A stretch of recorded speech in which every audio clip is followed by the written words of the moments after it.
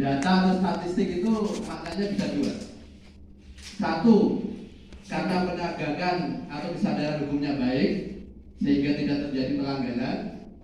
Atau yang kedua, polisinya diam, aparatnya diam, tidak mau lapor, masyarakatnya tidak mau peduli, tidak lapor sehingga tidak ada perkara yang lain. Nah, setiap statistik pidana kejahatan selalu begitu membacanya. Antara aparatnya yang sudah baik memang budayanya baik, atau ya aparatnya diam, masyarakatnya diam, tidak mau lapor sehingga tidak kejahatannya tidak terdeteksi. Kalau yang banyak di Atambua itu adalah yang kekerasan terhadap anak. Ini sistemnya. Kalau itu banyak tiap hari kita sidang itu. Apa ini? Bayi-bayi pada cucunya, bahkan masih SD ini sampai melahirkan. Kalau itu tiap hari, sudah kita tidak kompromi, kita kasih pol-pol pokoknya itu. 20 tahun semua itu. Kalau itu di sini banyak. Namun demikian, kalau di yang trafficking banyak ginjalnya, yang laku ginjal, karena ginjal sebelah bisa dijual. Kalau jantung diambil habis mati kita. Tapi yang banyak ginjal. Karena dengan ginjal sebelah orang masih bisa hidup. Nah, itu banyak belum hidup.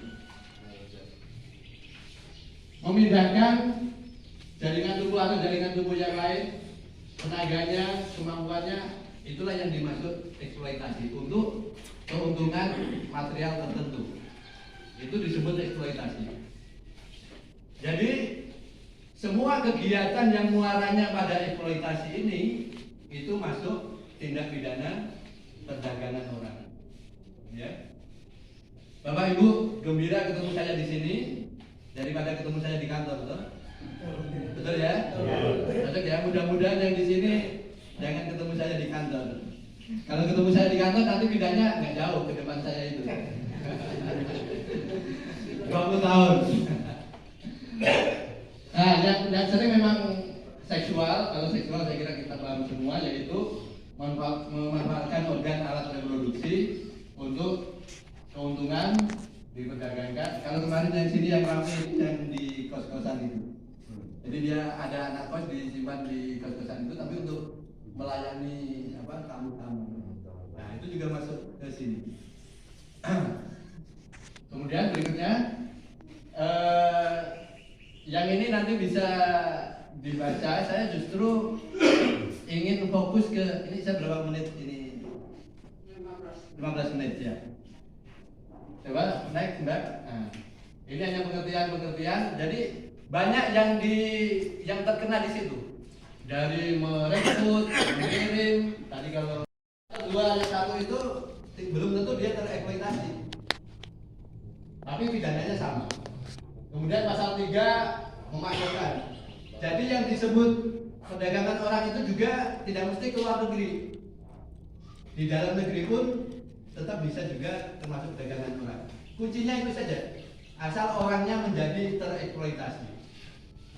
Bekerja dengan tidak sesuai, bayarannya tidak sesuai yang dijanjikan atau tidak dibayar, mengalami kekerasan, itu baik di dalam negeri maupun di luar negeri. Kemudian berikutnya Mbak, pasal 4 membawa ke luar negeri, mengangkat anak. Sini banyak, biasanya modusnya itu pura-pura diangkat begitu. Jadi hati-hati kalau ada orang luar minta anaknya diangkat. Itu kadang di luar sana dia disuruh bekerja yang tidak baik. Itu juga masuk ke eksploitasi. Nah, kalau korbannya anak, nah ini dapat bonus ditambah sepertiga. Nah, planning ini itu kalau ada yang tahu lapor, ada rekamannya, sudah bisa dikena pasal 11. Ancamannya sama, 3 tahun 15 bulan, 3 sampai 15 tahun. Kemudian ini ya, kalau ini terjadi sering di lembaga. Ini ada lembaga sama seperti lembaga perlindungan anak, seperti PPA, ada lembaga sosial untuk pendampingan ya. Ternyata di pendampingan itu karena anaknya sudah dewasa, sudah tidak perawan lagi bolehlah saya juga ikut menikmati gitu ya. Nah ini kena pasal 9. Memanfaatkan korban perdagangan orang untuk bersetubuh atau berbuat campur. Ada banyak gitu ya. Biasanya polisi biasanya sudah ditahan di sana, didampingi begitu, lama-lama suka, lama-lama merasa dilindungi, akhirnya minta untuk bersetubuh misalkan. Nah ini bisa pasalnya pasal 9, tidak boleh itu.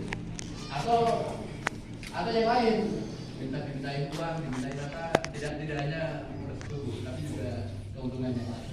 Itu pasal 9. Berikutnya, nah ini tadi yang korporasi. Jadi korporasi itu apa? Yaitu kumpulan orang atau kumpulan tadi perusahaan berbadan hukum maupun tidak berbadan hukum. Tapi biasanya ini kita bedakan korporasi dengan organisasi di situ. Nah, nanti besok keluar bikin lagi. Nah, kalau di pidana disebutkan bahwa tidak boleh mendirikan lagi, dia tidak boleh mendirikan badan usaha lagi untuk merekrut itu lagi CV yang baru yang sama. Nah, dia boleh ke bidang yang lain. Kalau bidang lain boleh jadi jualan rumah makan, jadi jualan ikan, nah itu kan boleh. Itu korporasi. Berikutnya, selain korporasi ada yang disebut juga kelompok terorganisir. Jadi dia ada kelompoknya itu terorganisir, ada kepala, tapi tidak ada kepengurusannya, tidak ada akte notaris, tidak misalkan di sini ya kepemudaan. Kalau kepemudaan masih ada ya. Misalkan apa ini? Ya ini biasanya di kelompok kejahatan begitu ya. Mafia lah istilahnya begitu itu. Beberapa orang di sini itu biasanya banyak yang di Jakarta tuh banyak dari timur itu. Yang cukup terkenal misalkan kalau dari sini Hercules zaman dulu ya. Om Hercules itu, tapi sekarang sudah jadi petani kaya di Indramayu. Atau ya kalau yang dari Maluku, nah, misalkan seperti itu. Dia punya anak buah, tapi tidak punya ADART, tidak punya kepengurusan. Yang tertulis ya, tidak punya, tapi struktur itu mereka ada, tapi yang tertulis didaftarkan di Menkumham atau apa itu dia tidak punya. Itu namanya adalah kelompok terorganisir. Ini juga tetap bisa anggota-anggotanya tetap bisa dipidana. Pidananya sama dengan saya punya suara keras, jadi ruangan kecil bisa dengar sampai berapa? Ya?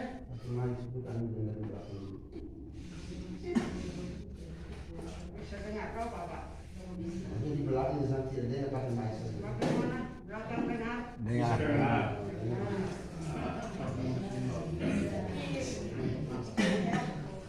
Calon terdaftar, calon haji mencari informasi tentang lowongan pekerjaan baik domestik maupun ke luar negeri di kantor Nakerta. Jadi daftarnya di kantor Nakerta. Kalau mau pergi ke luar negeri atau kerja domestik berarti di dalam negeri ya.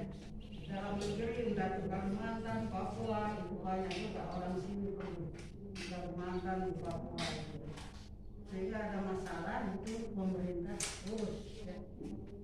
Lalu juga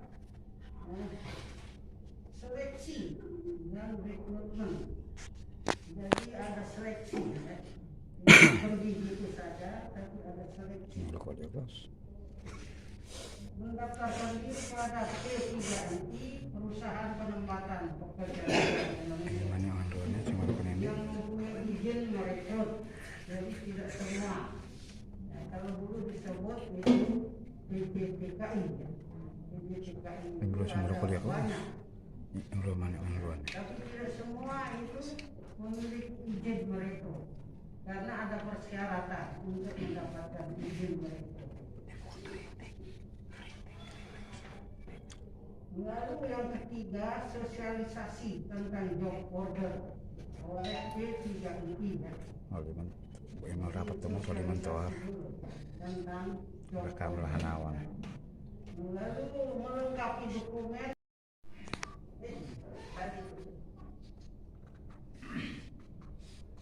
kenal lahir atau surat baptis atau akte kelahiran atau surat baptis. 4. Mengikuti seleksi administrasi dan wawancara di dinas antar trans. Ada seleksi wawancara. Menandatangani perjanjian penempatan. Jadi ada perjanjian penempatan.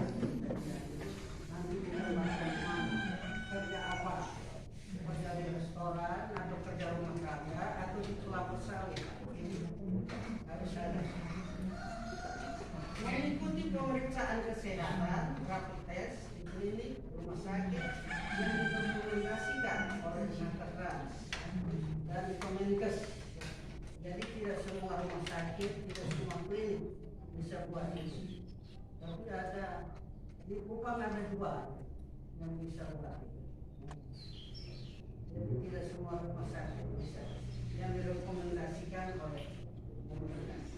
Yang ke-6, mengikuti pelatihan di BLK luar negeri yang mempunyai izin pelatihan. BLK di Kupang kalau tidak salah 2 BLK. Di Belu belum ada BLK. Sudah diusulkan, tapi sampai sekarang belum ada BLK. BLK kembali